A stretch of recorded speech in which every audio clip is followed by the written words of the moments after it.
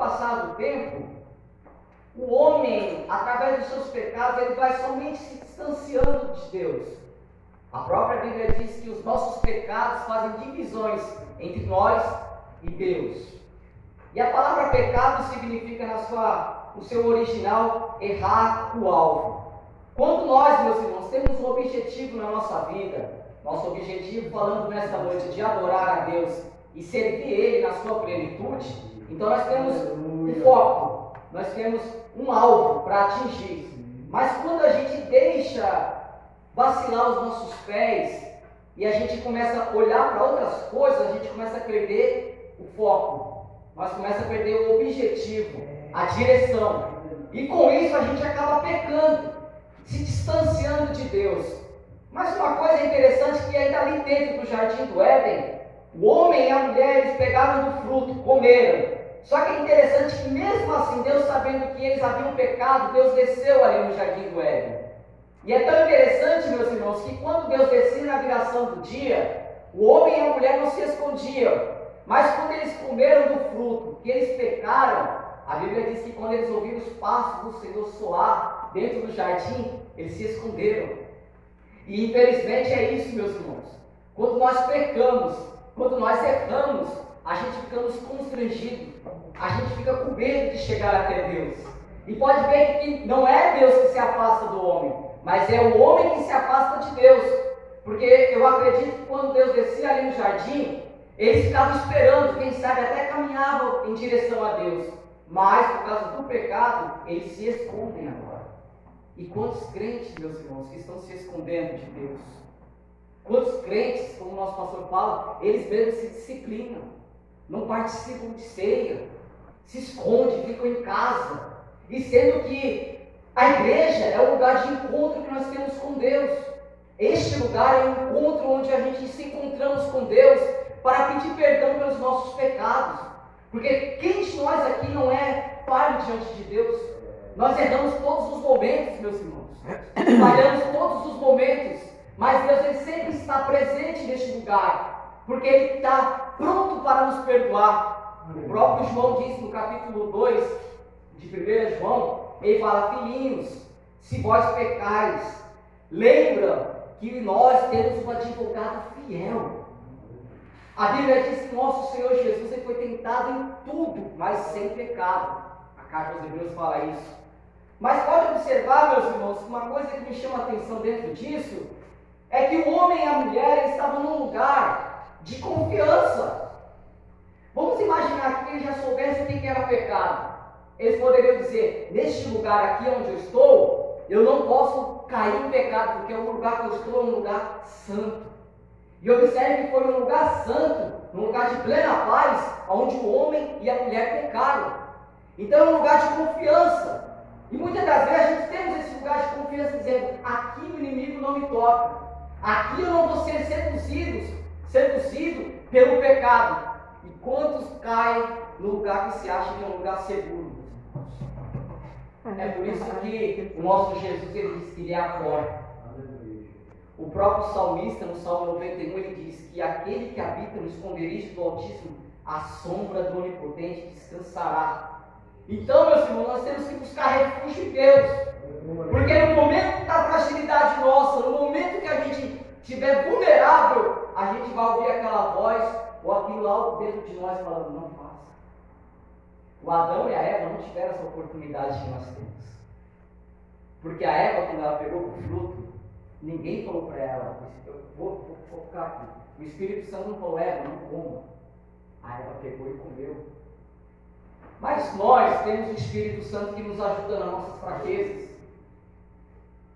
E eu creio que os irmãos, quando estão para cometer algo de errado, o Espírito Santo é aquele que vai lá e nos alerta: não faça isso.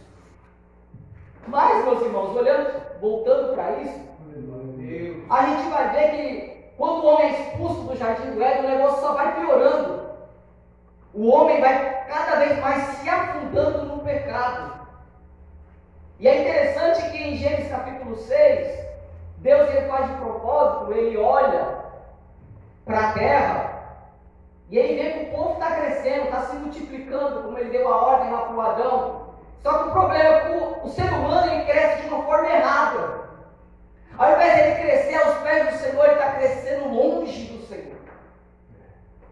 E a Bíblia diz que Deus olhou e viu que o homem era perverso. E a sua maldade era de cada vez pior. O coração do homem já estava inclinado para o mal. Tanto é que o versículo a seguinte vai dizer que Deus se arrependeu de ter feito o homem. Só que é interessante que no meio da corrupção, da imoralidade espiritual e carnal, Deus achou alguém ainda justo na terra. Porque a intenção de Deus era o quê? Vou acabar com a humanidade. Vou acabar com eles. Porque o pecado está cada vez mais levando eles para longe. Só que aí Deus olhou e viu o Noé. E quando Deus olhou e viu Noé, Deus ele achou graça em Noé. Meus irmãos, pela primeira vez, no Gênesis a gente vai ver a palavra graça. Então a graça já existia naquela época. Só não era revelada ainda. E a Bíblia diz que Noé andava com Deus. Não era Deus que andava com Noé, era Noé que andava com Deus. Então, por causa do Noé, Deus olhou e falou assim: eu não vou acabar com a humanidade. Mas Deus faz uma promessa para Noé: Noé, você e a sua casa, sua família, faz uma arca, entra, porque eu vou acabar com toda a civilização. Só vai ficar você. Irmão, imagina o coração de Noé.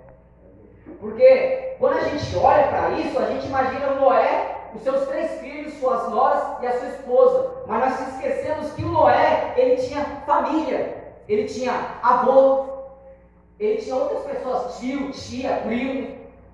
Só que a promessa de Deus foi para a sua casa. Porque através da vida de Noé, Deus preservou 8 pessoas. Só que Deus continua tentando ter relacionamento com o homem.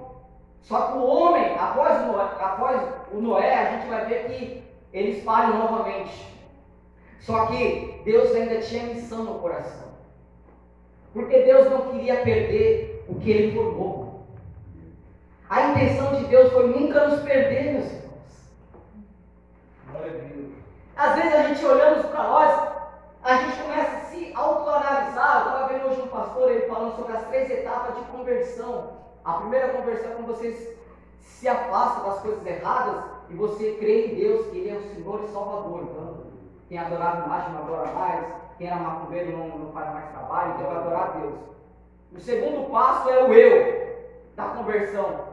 Aí você não olha mais para o presbítero ali, o presbítero cheio de falha, não, aí você começa a olhar para você, aí você começa a se converter você. O eu, que é o mais difícil. Quando você começa a olhar para você, você fala assim: eu não sou merecedor da graça de Deus. Eu erro todo momento, toda hora estou errando, estou falhando. Mas lá em cima tem um Deus dos céus, que é aquele que nos assiste e está sempre disposto a nos perdoar. Irmãos, o profeta Jeremias, em Lamentações, capítulo 3, verso 23, ele diz que as misericórdias de Deus são as causas de nós não sermos consumidos. Aleluia. Todas as manhãs são renovadas, meus irmãos. Então, olhando para isso, o que eu estou começando a dizer, a gente vai ver que Deus, Ele é o primeiro missionário e é o que tem mais interesse em salvar vidas. Só que Deus agora, Ele vai começar, meus irmãos, o plano de resgate. Ele viu Noé, Ele salvou a humanidade através de Noé. Só que a geração de Noé seguinte falha. E aí o que acontece? Deus vai olhar e vai falar assim: eu preciso de alguém para me representar aqui nessa terra. Aí Deus olha em Gênesis capítulo 11, Deus vai olhar e vai ver um homem chamado Abrão. Esse Abrão aqui, meus irmãos, ele tinha mais 2 irmãos, Naor e Arã. E o seu pai Terá.